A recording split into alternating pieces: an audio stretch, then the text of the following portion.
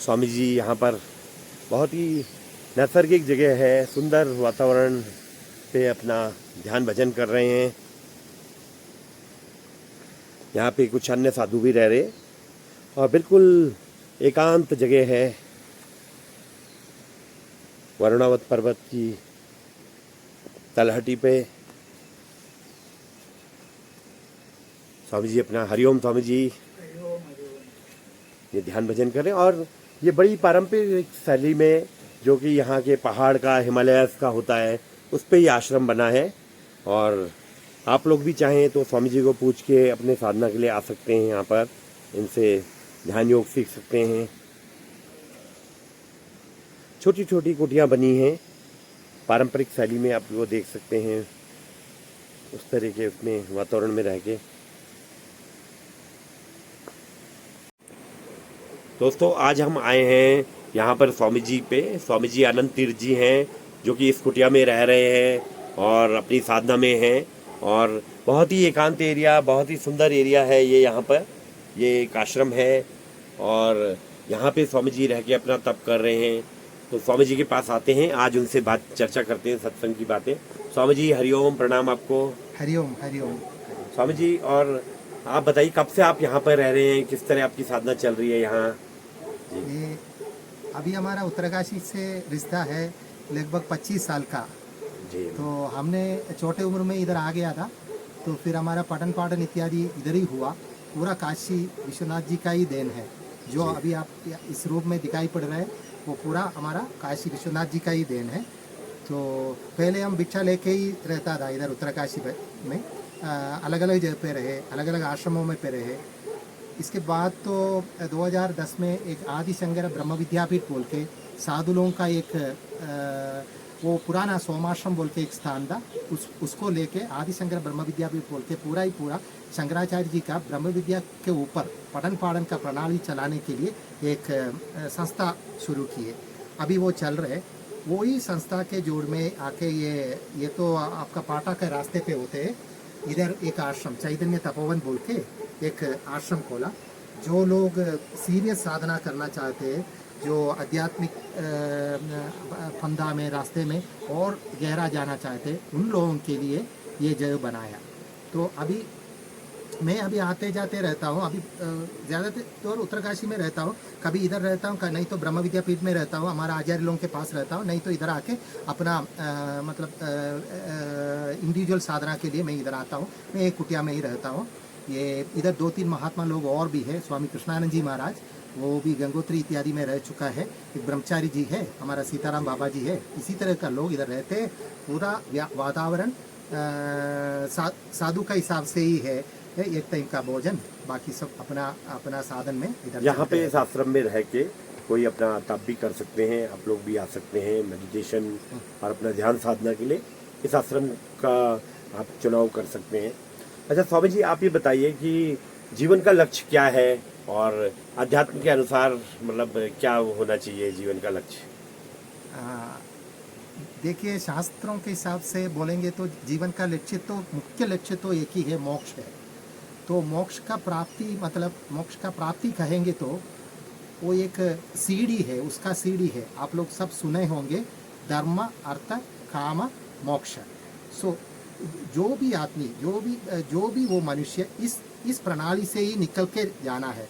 धर्म मतलब क्या होते हैं? देखिए, जिस हिसाब से शास्त्र में कर्म कैसे करना है बोल रखा है, शास्त्र अनुसार कर्म को धर्म कहलाते हैं। तो वो धर्म के अनुसार जो हमको अर्थ का प्राप्ति होते हैं, वो अर्थ से हमारा कामनाओं को पूर्ति होना चाहिए। पूरा कामनाओं का पूर्ति होते ही मन साफ हो जाते हैं। पूरा कामनाओं का पूर्ति होता है, मन साफ हो जाते हैं, उधर मोक्ष का इच्छा उड़ जाते हैं। मोक्ष का उसी टाइम के जो कामना और डिजायर सब कुछ खत्म होने से मोक्ष का इच्छा होते हैं, मोक्ष का प्राप्ति उधर से शुरू होते हैं। यही प्रणाली है, मतलब धर्म अर्थ काम मोक्ष, यही एक मनुष्य का लक्ष्य बनते हैं शास्त्र का हिसाब से। तो हर एक मनुष्य में 2 चीज़ जुड़े रहते हैं, एक तो आश्रम, दूसरा वर्ण और आश्रम। गीता में भगवान बोल रखा है वर्ण और आश्रम के बारे में। 4 वर्ण है, इसी तरह का 4 आश्रम है। तो वो वर्ण और आश्रम के हिसाब से जो कर्म है उसको धर्म कहला जाता है। तो ये हर एक आदमी, हर एक मनुष्य एक एक आश्रम से जुड़े होंगे। मतलब आश्रम आप लोग सब जान रहे होंगे, एक तो ब्रह्मचर्य आश्रम हो गया, गृहस्थ आश्रम हो गया, इसके बाद वानप्रस्थ आश्रम, इसके बाद तो आते हैं संन्यास आश्रम। इसी तरह वर्ण भी आप जानते हैं, ब्राह्मण क्षत्रिय वैश्य शूद्र, इसी तरह के 4 वर्ण भी है। इसके अनुसार मतलब कोई भी मनुष्य को लेंगे तो, कोई भी मनुष्य आदमी को लेंगे तो उनके साथ ये 2 चीज़ रहते ही है, एक तो वर्ण रहते हैं, दूसरा तो आश्रम रहते हैं। तो ये वर्णाश्रम के अनुसार कर्म को बांट रखा है, तो उस हिसाब से हम कर्म करेंगे तो उसी को धर्म कहते हैं। वो हमारा पूरा वो धर्म के हिसाब से हमको जो अर्थ का प्राप्ति होते है, वो अर्थ से हमारा कामनाएं का पूरा पूर्ति हो जाते हैं, फिर मोक्ष प्राप्ति हो जाते हैं, स्वाभाविक रूप से मोक्ष प्राप्ति हो जाते हैं। हमको अपना हमारा बहिर्मुखता छुटते हुए, अपने आप छुटते हुए इस हिसाब से चलेंगे तो हम अंतर्मुख हो जाते हैं। तो अंतर्मुखता में हम भगवान का प्राप्ति मतलब खुद का प्राप्ति, अपना आत्मा का प्राप्ति उधर हो जाते हैं। बाकी जो भी हम आशा मन में रखते हुए ये करेंगे तो ना पर्दा आते रहेंगे, बाधा आते रहेंगे। तो इसलिए शास्त्र ये बोल रहे वर्णाश्रम के द्वारा अनुशासित कर्म को करके उसी से अर्थ का प्राप्ति करते हुए अपना आशाओं को पूर्ति करते हुए मोक्ष का प्राप्ति, यही है पूरा प्रणाली। एक आदमी का, जो भी आदमी का लक्ष्य ये रहेगा। जो नहीं तो इतना तक बोल सकते जो भी प्राणी का लक्ष्य भी यही रहेगा, ये मोक्ष है जी। मतलब जो मनुष्य का लक्ष्य पूरा अल्टीमेटली लक्ष्य मोक्ष है, मोक्ष है। लेकिन इसमें जो मार्ग है पहले धर्म, अर्थ, काम, मोक्ष। आप धर्म मतलब आप समझे होंगे, ये वर्णाश्रम से जुड़े हुए उस हिसाब से शास्त्र में जिस हिसाब से बोल रखा है उसी तरह का कर्म, उस हिसाब से कर्म करके उसी से अर्थ का प्राप्ति करना है। मतलब जो भी काम करके अर्थ प्राप्ति, मतलब वो तो ऐसा ही हो गया है। तो इस हिसाब से आप करेंगे तो इस हिसाब से सब धर्म के अनुसार अर्थ की प्राप्ति, उस हिसाब से हम करेंगे तो उस हिसाब से प्राप्ति किया हुआ अर्थ के द्वारा हमारा आशाओं का पूर्ति हो जाते, इसके बाद मोक्ष का प्राप्ति। ये पूरा सीढ़ी प्रणाली, यही हम शास्त्र में इसका विस्तार ही कह रखा है पूरा। हर एक आदमी, हर एक मनुष्य इसके लिए अधिकारी है, इसके लिए अधिकारी। तो वो क्या अभी आप लोगों का मन में ये सोचाते तो हम कैसे करना है, पहले हमारे में कौन सा ये आश्रम और वन कौन सा बिठा रखा है देखना है। तो उसके ऊपर शास्त्र में क्या बोल रखा है उस हिसाब से कर्म करना है। कर्म करने के टाइम में भी फलेच्छे का बिना, जो फल जितना उसके फलेच्छे के बिना हम करना पड़ेगा। तो उससे आपका आगे का रास्ता खुलते जाएंगे। आप ये प्रारब्ध बोलते हैं, एक प्रारब्ध से आप कटते आप अपना परम लक्ष्य के प्रति चले जाते हैं। ये स्थिति है पूरा।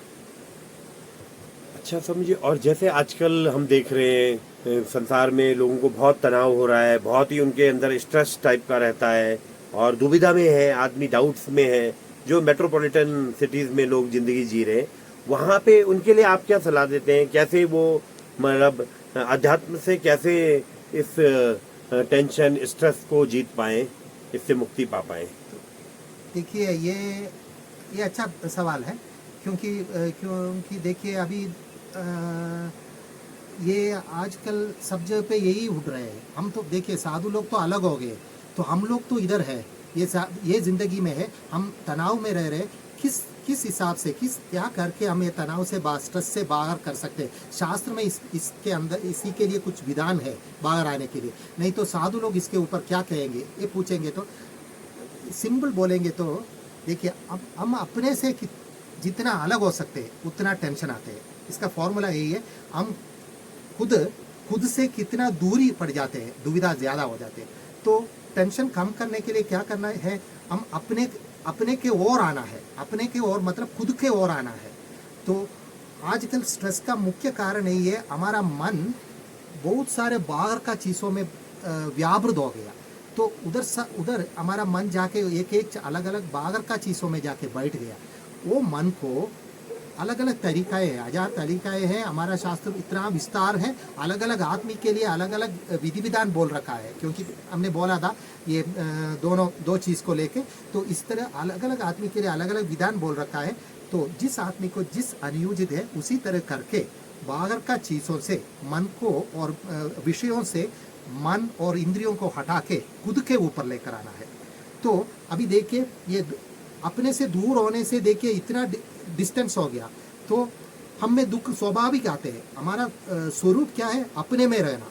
ये अपने से अलग होके दूसरा चीज़ में रहने के टाइम में स्ट्रेस स्वाभाविक रूप में आ जाते हैं। तो इसको कैसे करना है? मतलब वापस आना है। कैसे हम वापस खुद में आएंगे? वही साधना का प्रणाली पूरा बोल रखा है। अलग अलग के लिए अभी बोलेंगे तो ये बहुत लंबा हो जाते हैं। ध्यान का विधान है और उसी तरह योग में विधान है, ज्ञान का विधान है, भक्ति का मार्ग है। अलग अलग आदमी के लिए, अलग अलग मनुष्य के लिए अलग अलग विधान है। अपना वासनाओं को लेके, अपना इंक्लिनेशन को लेके, संस्कार को लेके अलग अलग तरीका बोल रखा है। वो तरीका को अपनाते हुए हम किधर आना है? खुद पे आना है। ये फॉर्मूला यही है, खुद से कितना दूर हो जाते उतना टेंशन भी हो जाते। हम अपना घर से कितना दूरी पे चले जाते हैं, अपना माँ के गोद से कितना दूरी पे चल जाते हैं, उतना बच्चा टेंशन में रहेंगे।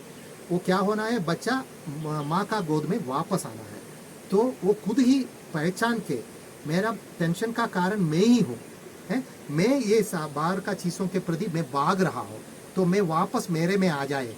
इस हिसाब से वापस आपको लेकर अपने खुद पे लेकर आ सकते हैं। तो आपको आप खुद महसूस हो जाएंगे, वो टेंशन कम हो रहे, टेंशन कम हो रहे। पहले भी ये दुनिया था, अभी भी ये दुनिया है, पर पहले टेंशन भी था, अभी मेरे को टेंशन नहीं है। ये फ़र्क आपको पता चलेंगे। वो इसका तरीका है, एक तो ध्यान का तरीका, सुबह शाम कम से कम, क्योंकि मैं ये नहीं बोल रहा हूँ दिन भर पूरा ध्यान में रहे, ऐसा नहीं बोल रहा, या दिन भर आप भक्ति करें या जप करें, ये भी नहीं बोल पाता, क्योंकि आजकल दुनिया ऐसा है। क्योंकि आप या हम लोग इतना दूर हो गया हमसे, खुद से बहुत दूर हो गया, तो वापस आने के लिए भी हमको मेहनत करना ही पड़ेगा।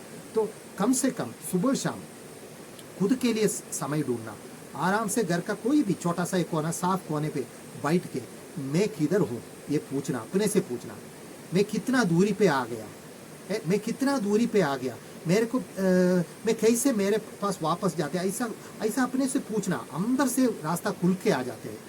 दूसरा, इसी तरह वो भी नहीं हो पा रहे तो कोई गुरु के पास जाके, कोई आचार्य लोगों के पास जाके अपने को पूछना, वो जिन्होंने शास्त्र जान रखा है, जिन्होंने अनुभवी लोग हैं, उनके साथ जाके बैठ के बात करके उनसे ज्ञान का प्राप्ति करना। फिर उस हिसाब से आपका दिनचर्या के अंदर ये साधना भी थोड़ा डालते जाना। इससे फ़ायदा क्या है? कोई नष्ट कभी नहीं है। इससे फ़ायदा, आप जो काम करते हैं दुनिया में, जो भी काम आपका चलते हैं, वो भी पक्का हो जाते हैं। अपना जो घर का, परिवार का रिश्ता है, वो भी स्ट्रॉन्ग हो जाते हैं। तीसरा एक बड़ा फल यही है, खुद आप शांत हो जाते हैं, वो आप खुद महसूस कर सकते हैं। मतलब ये रास्ता आप खुद के ओर जा रहे हैं, तो इसी में कोई कमी कभी नहीं होगा, इसी में फुल रिजल्ट आपको मिल ही जाएगा। ये है मेरे को बोलने का आज का ये तनाव के ऊपर। बहुत बहुत धन्यवाद स्वामी जी। ओम ओम ओम।